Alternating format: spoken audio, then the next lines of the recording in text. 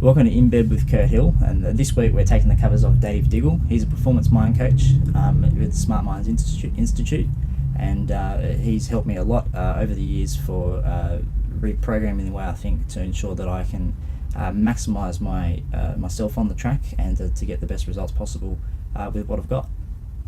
Well, thanks for inviting me to get in bed with you. I've even brought my own cup of tea. Look at that, making yourself right at home. That's it, yeah, at home. So, firstly, for the people that are watching, what is it that makes you different, that stand out in your field? I guess the short answer is, and my tagline of my business is, I take athletes and I make champions. Yep. The more nerdy answer to that is, I look at the cognitive framework of a natural athlete and I optimize that into a performance framework, so we get reliability and replicability. And we do that through creating structures and systems that they can rely on. One of the biggest issues most athletes struggle with is consistency and replicability. Yeah, that's it. So that's what I do for a living. One of the things you've got and you've built up over the years is definitely a great pedigree of athletes, which you're very proud of as well. Yeah. So who's the highlights that maybe some people might know that you're working with at the moment that you can share with us?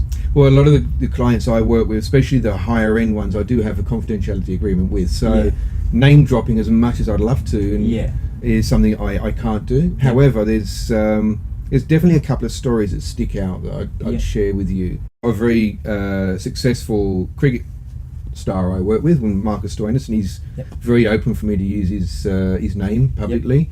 And working with him, we've been on a roller coaster over the years.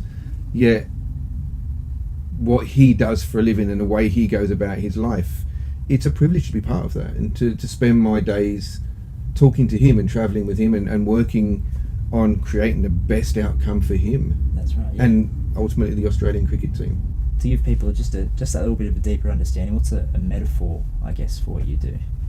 Yeah, that's an interesting question. I think from my perspective, I see myself as a co-pilot. Yeah. And there's an interesting thing where you either do things to people, for people, or with people. Yeah. If you do things to people, then they're a hostage to your process. Yep. If you do things for people, then they never really learn or never really get the idea. I have a philosophy of the red bus theory. Yeah. If I get hit by a red bus, it should never derail somebody else's career. So if I'm doing stuff for them, then that I actually take away any kind of control for them. Yeah. So my philosophy has always been, I do things with people. I explain what I do, how I do it, and then I give them those foundational structures to go and apply. Yeah. So I guess my philosophy is always, I'm the co-pilot, you're the driver. My job really is to look at the map and give you some directions on where we're going. Who do you reckon at the moment would be, who's going to benefit the most from your teachings, do you think? Well, there's a couple of answers to that. Number one, I think everybody benefits. That's right. Everybody has the opportunity to do what they do smarter. On an international level, I again, we're talking about tennis because you brought it up. Yep. Rafa Nadal, I think, he has habitual behaviours. Everyone knows those habitual behaviours. Everyone watches those. Yep. And essentially what they're doing is his way of controlling his emotion.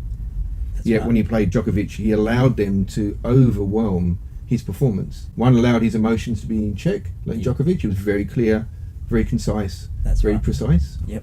And Nadal, who his habitual behaviours overtook his ability to control his performance. I asked you about what life was like before you started in this career path, but I thought I'd let you know about sort of what life was like for me before I started working and going down this path with you. Before I was a very sort of anxious performer, very cautious, but the whole anxiety thing has definitely gone. When I get behind the wheel now, that's where I'm most comfortable, rather than before it was almost like that's where I was least comfortable, even though I enjoyed doing it. The processing of what I do, that just didn't happen before. Just sort of going out there and just relying on nothing really to help me improve.